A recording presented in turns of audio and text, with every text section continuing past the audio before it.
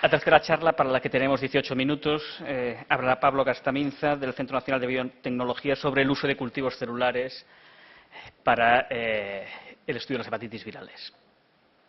Gracias. No, quizás esta charla, buenos días a todos y muchas gracias a los organizadores por invitarme.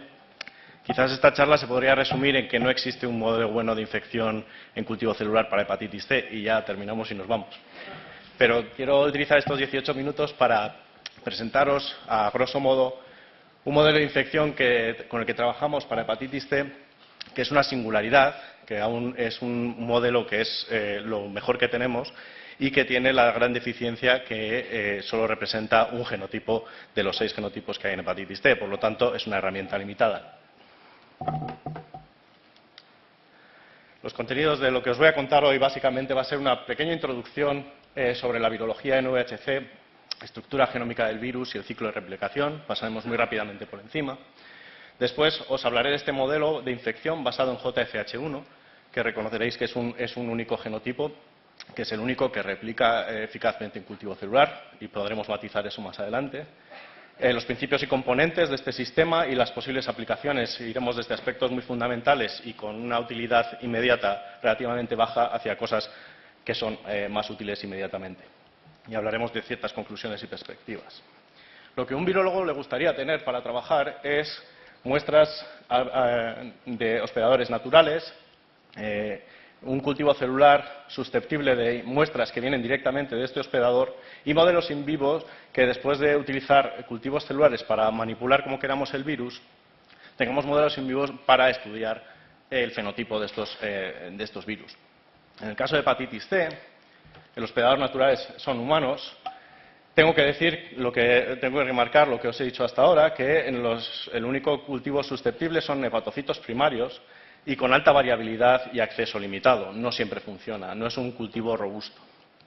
Evidentemente no podemos infectar humanos y los únicos modelos que existen en animales, como bien decía Virginia, son modelos de difícil acceso o que tienen graves defectos, por ejemplo, los ratones xenotrasplantados quiméricos, en los que no se puede estudiar más que aspectos fundamentales de seguridad y eficacia de algunos antivirales. Por lo tanto, evidentemente hay una deficiencia grave a la hora de establecer cultivos de virus, de VC. El virus C tiene una propiedad muy interesante, y es que su material genético es suficiente para generar virus. Y esto no es así para todos los virus. Y esto es un concepto muy importante para lo que hablaré después. Esto quiere decir que su RNA desnudo, el RNA que es su genoma, es capaz de producir todos los productos virales que el virus necesita para propagarse. Lo hace mediante traducción de una única proteína que, mediante procesos celulares y luego procesos mediados por el virus, produce todas sus proteínas que tienen diferentes funciones. Para ir un poco más rápido, hay una zona estructural que produce las partículas virales y una zona que es la no estructural, por así decirlo, que produce la replicasa. Y estos elementos son altamente modulares, de tal forma que esto es suficiente para producir un fenómeno de replicación persistente en cultivos. Además, hay proteínas de las que hasta hace poco no se sabía nada, que están implicadas en el ensamblaje de partículas mayormente. El ciclo de infección no voy a ir en detalle, pero básicamente el ciclo de infección es exclusivamente citoplásmico. Los virus se unen a la célula, se internalizan mediante un proceso extremadamente complejo para desencapsidar su RNA, de tal forma que ya puede comenzar la replicación. Evidentemente, con la carencia de cultivos celulares, nos las hemos tenido que ingeniar para estudiar estos procesos en ausencia de infección. Y se han venido desarrollando sistemas como el de pseudopartículas, que son retrovirus, que tienen el aspecto externo de las partículas de hepatitis C, de tal forma que podemos reproducir estos aspectos de la infección. Como os decía, una vez que el RNA está dentro de la célula, es capaz ya de desencadenar el resto del proceso de infección y se autorreplica, produce todas las proteínas y produce nuevos viriones. Este fenómeno de replicación es fundamental. El modelo que se ha utilizado para estudiar este fenómeno, y son los replicones, los que habéis oído hablar seguro muchísimo. Estos replicones son elementos de RNA que son capaces de autoperpetuarse en la célula y subsistir como una infección persistente, como un modelo de infección persistente. Estos replicones además tienen la capacidad de que podemos introducir elementos exógenos genes marcadores, por ejemplo, dentro de este genoma y después de ponerlo en células susceptibles podemos medir, por ejemplo, en este caso, actividad luciferasa de una forma muy sensible. Gracias a este tipo de sistema podemos ver que en condiciones normales este elemento de RNA es capaz de autoperpetuarse e incluso incrementar su capacidad de replicación y que en presencia de un inhibidor de la polimerasa, por ejemplo, esto desaparece. Este tipo de sistemas y otros sistemas parecidos son los que han generado esta larga lista de compuestos más o menos mejores o peores, pero son los que nos han traído ahora a que haya compuestos que ya estén en fase clínica de utilización. Es decir, que los replicones tienen un papel central en lo que es los aspectos translacionales de la infección por hepatitis C. Pero hoy voy a hablar de un sistema de cultivo de infección basado en JFH1, que ahora explicaré lo que es, que en el año 2005 revolucionó el campo, porque no teníamos solo aspectos parciales como la entrada o la replicación, sino todo el ciclo vital del virus en cultivo, lo cual era un gran avance, sobre todo para aspectos de virología básica. ¿Cuáles son los componentes de este sistema? Pues evidentemente en un sistema de cultivo celular necesitamos un tipo celular susceptible. En este caso son unas células que se llaman HOH7 y ciertos derivados, que son obtenidas por el cultivo primario de un hepatocarcinoma bien diferenciado de un varón adulto japonés que se puso en cultivo y una única colonia se expandió. No es una línea, es supuestamente un clon, aunque existen variabilidades genéticas entre las distintas estirpes que se han derivado. Es una línea que es capaz de sostener la replicación de replicones y esta propiedad fundamental indicó que podría ser un buen candidato para ser susceptible de infección por el genotipo del que voy a hablar ahora. También hay subclones de esta línea que se han generado por diversas técnicas de biología celular en cultivo que ha permitido la selección de células con mayor capacidad de replicación de los replicones y que, como luego veremos, son más susceptibles a la infección. Por otro lado, además de las células, necesitamos un virus y en este caso se trata de un clon molecular infeccioso. Como les decía al principio, el RNA, el material genético del virus, es suficiente para generar una infección per se. De hecho, los primeros experimentos que se hicieron de genética inversa en hepatitis C se hizo por inyección intrahepática en chimpancés del material genético puro. Lo que sucedió al principio de los años 2000 es que el doctor Takashi Wakita fue capaz de aislar una serie de secuencias que circulaban en un paciente con hepatitis C fulminante. Identificaron las secuencias y analizaron todas estas secuencias para construir una secuencia consenso, es decir, la media de las cuasiespecies circulando en este paciente. Y se construyó un clon molecular que se clonó directamente en un vector para poder perpetuarlo de forma sencilla. Este clon molecular, este cDNA, es transcrito in vitro, es decir, generamos a partir de DNA de doble cadena un RNA de cadena simple que constituye el RNA de desnudo. Y como les decía antes, esto es suficiente para generar virus por transfección en cultivo. Además, este virus que se produce en cultivo celular es infeccioso y en cultivo para otras células y en modelos animales. Evidentemente, es un clon molecular, es el único clon molecular que tiene una eficacia garantizada de replicar en cultivo, pero, como ven, es un virus recombinante, lo que hace que este es un organismo que tengamos que manipular como organismo genéticamente modificado en un laboratorio P3, lo cual limita bastante el trabajo que tenemos que hacer el día a día. La producción, ¿cómo sabemos que ha habido producción de virus infeccioso en cultivo? Como les decía, nosotros producimos este RNA viral in vitro en un tubo de ensayo y lo transfectamos a las células susceptibles, como ya les decía, líneas de hepatoma humano.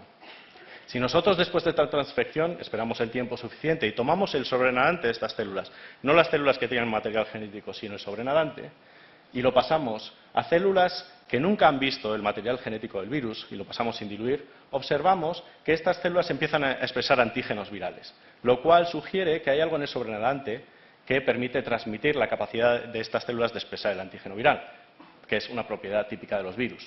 Lo más interesante es que si diluimos estos sobrenadantes, empezamos a ver la aparición de focos discretos de infección y llegamos a un punto en el que no vemos focos de infección.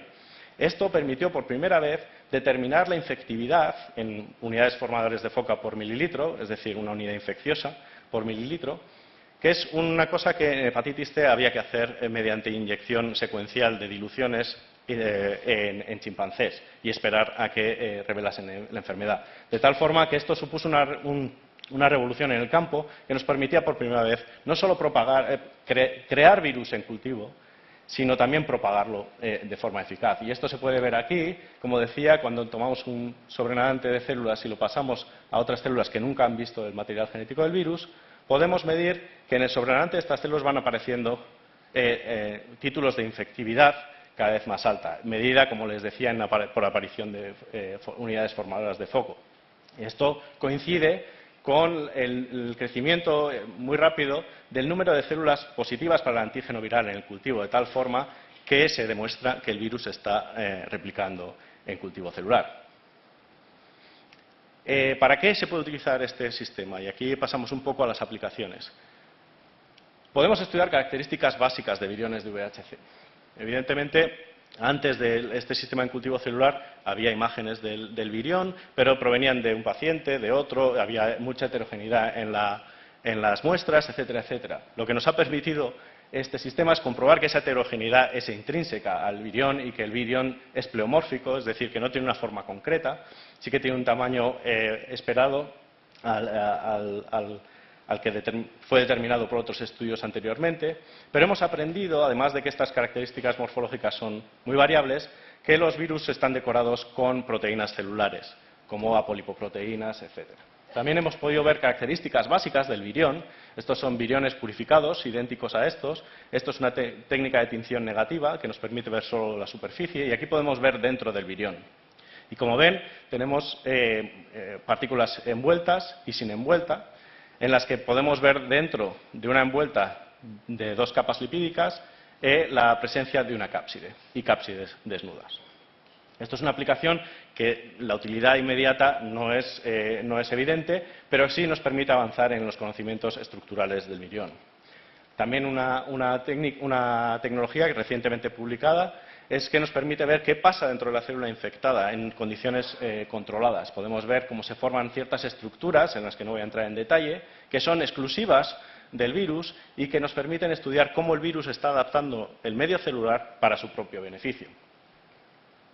Otras aplicaciones, una de las más importantes para el estudio de hepatitis C en cultivo celular, es la propiedad de que partimos siempre de un clon molecular en forma de DNA, y es altamente manipulable, es muy fácil generar mutantes en DNA. Por lo tanto, si nosotros somos capaces de generar estas mutaciones que pueden ser en regiones del genoma viral de función desconocida, que no sepamos nada de ella, o mutaciones que aparecen como consecuencia de tratamientos farmacológicos, por ejemplo, mutantes de resistencia, podemos meter esta mutación en el virus, rescatar un virus infeccioso y probar cuál es su fenotipo, cómo crece este virus, cómo de susceptible es a los distintos fármacos. Esto es lo que llamamos genética inversa. Un ejemplo de esta genética inversa fue lo que se hizo con la viroporina P7, que les decía que estaba entre la región estructural y no estructural. Es una proteína que se le tenía muchas ganas, ya que es la única proteína que se había estudiado por genética reversa en chimpancés y no se llegó a unas conclusiones muy claras después de mucho trabajo. En este trabajo se introdujeron estas 2 mutaciones en esta región de la proteína P7.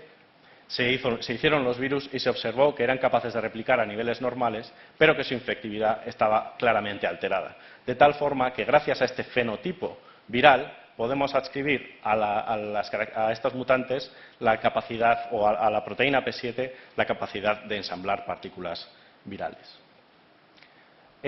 Otra aplicación esencial es el hecho de que, además de poder manipular el clon molecular de forma que introducimos una mutación y estudiamos el fenotipo, podemos manipular o controlar las condiciones en las que tratamos las células mediante técnicas generales de biología celular, como puede ser el silenciamiento, la sobreexpresión de genes celulares y también la utilización de inhibidores de procesos celulares conocidos, inhibidores de endocitosis, de exocitosis, inhibidores etcétera. O sea, cualquier cosa que se nos pueda ocurrir. De esta forma, hemos podido analizar o encontrar nuevos genes que pueden ser dianas terapéuticas interesantes para hepatitis C. ¿Cómo lo hemos hecho? Básicamente, por ejemplo, en este paper que publicamos hace un par de años, hemos visto que genes relacionados con la autofagia, un proceso celular de respuesta a estrés y implicado en muchas otras cosas, como si nosotros tomamos factores que son esenciales, aquí se ve esta proteína que la hemos conseguido silenciar, es decir, reducir muchísimo su nivel de expresión, también ATG4B, conseguimos reducir su nivel de expresión, vemos cómo el virus, que como crece en condiciones normales, se ve altamente afectado por la ausencia de estas proteínas. Y aquí vemos también los niveles de replicación han bajado. Esto lo que nos permite es decir que los genes inducibles por autofagia son esenciales para que replique el virus y, por lo tanto, son dianas potencialmente interesantes.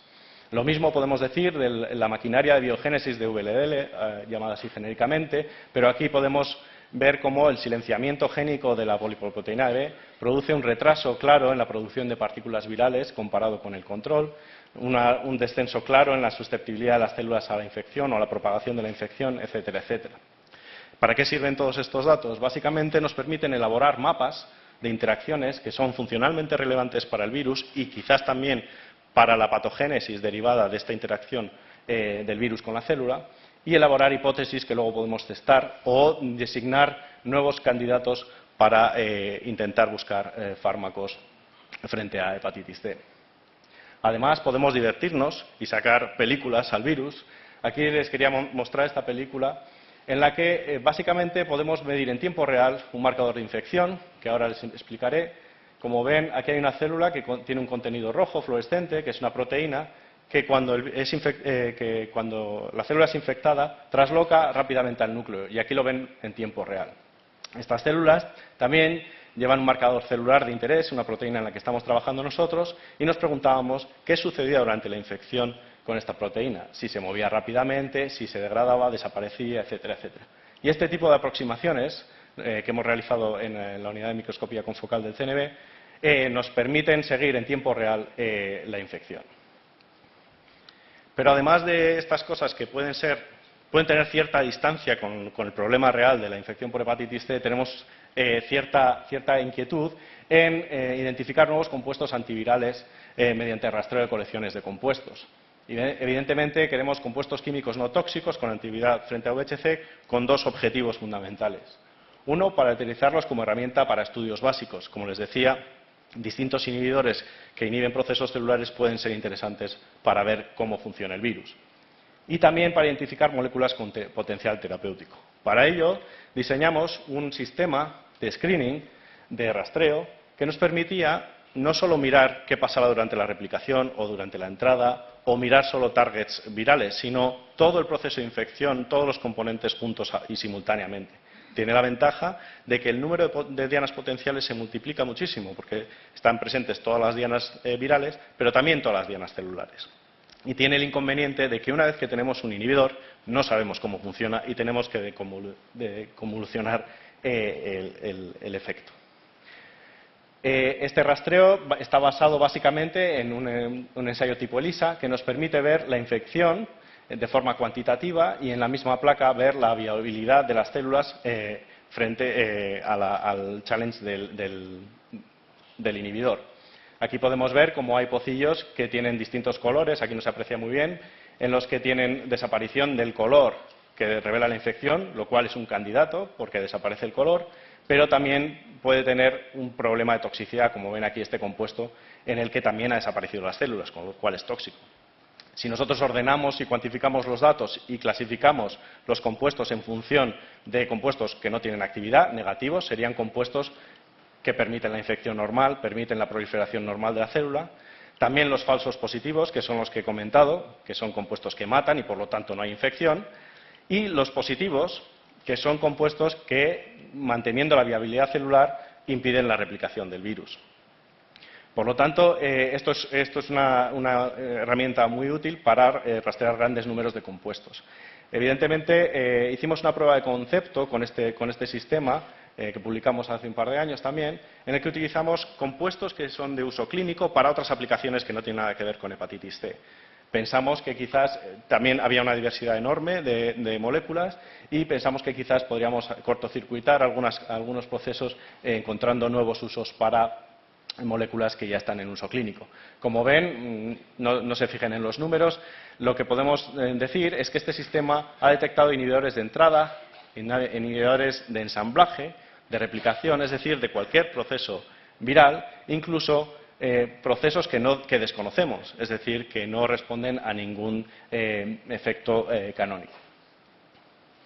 Pero además de estos compuestos de actividad conocida, hemos hecho screening de compuestos de actividad desconocida y en este campo hemos colaborado con grupos que hacen síntesis química y hemos tenido resultados muy diversos. Hemos tenido péptidos lineares que son viricidas no específicos, es decir, que son capaces de lisar el virus per se. Péptidos cíclicos que tienen la propiedad de autoensamblarse en forma de nanotubos y que inhiben específicamente la entrada viral y de forma selectiva solo para hepatitis C. Y también moléculas de bajo peso molecular que se han generado mediante síntesis química tipo click, que es una síntesis que permite hacer cambios muy rápidos y desificar las moléculas de forma muy rápida. Y este es un inhibidor de la iniciación de la replicación. Con esto lo que quiero ilustrar es que este sistema es muy útil para encontrar nuevas moléculas con potencial antiviral, aunque solo sea in vitro, frente a hepatitis C. En resumen, básicamente lo que quiero destacar es que este sistema permite medir la infectividad de muestras generadas en diferentes condiciones experimentales. Y esto solo era antes posible en chimpancés. Permite manipular la información genética del virus y analizar las consecuencias de dichos cambios en cualquier aspecto de la infección. Y esto es lo que llamamos genética inversa y ha sido muy útil para determinar las funciones de todas las proteínas virales, incluso de regiones no codificantes.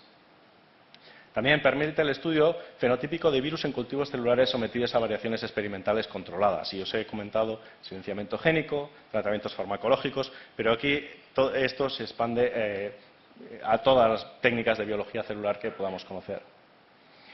Los inconvenientes básicos de este sistema es que no permite el estudio sistemático de cualquier aislado clínico de VHC, y eso es una tarea pendiente que queda en el aire. Aunque se han generado virus quiméricos que producen viriones de diversos genotipos. Es decir, dado el conocimiento que se ha adquirido de este genotipo gracias a la genética inversa, se conocen qué elementos de este aislado particular son capaces de conferir a otros aislados la capacidad de replicar en cultivo celular. De esta forma se han generado virus quiméricos de todos los genotipos que son capaces ahora de replicar in vivo, pero no son virus aislados naturales. Además, depende este sistema de líneas celulares transformadas con escasa diferenciación hepática, lo cual estas dos frases en rojo hacen cuestionar la relevancia de nuestros hallazgos, y eso está por descubrir. ¿Cuáles son los futuros desafíos, los más importantes? Sería el desarrollo de un sistema de infección con aislados primarios de pacientes, es decir, generar líneas susceptibles, básicamente, y esto gracias a los conocimientos por parte de los requerimientos del virus y de la célula para soportar la infección, va a ser fundamental para diseñar o aislar líneas celulares susceptibles. Y por otro lado, el desarrollo de un sistema de infección para otros genotipos completos, no virus quiméricos, sino virus de otros genotipos que nos permitan entender la diversidad real que existe entre los distintos genotipos de hepatitis C. Y para todo esto nos estamos esforzando en nuestro laboratorio, y aquí solo quiero presentar a nuestras fuentes de financiación, al grupo, a los estudiantes y al técnico y estudiantes de máster que han hecho posible este trabajo. En esta página web tienen más información sobre el trabajo que hacemos y estaré dispuesto a contestar cualquier pregunta. Muchas gracias. Muchas gracias. Yo creo que no tenemos tiempo para preguntas. Yo creo que las charlas han sido extremadamente claras y el que tenga preguntas pues puede dirigirse directamente a los speakers. Y seguimos con la última sesión de comunicaciones. Gracias a todos por venir.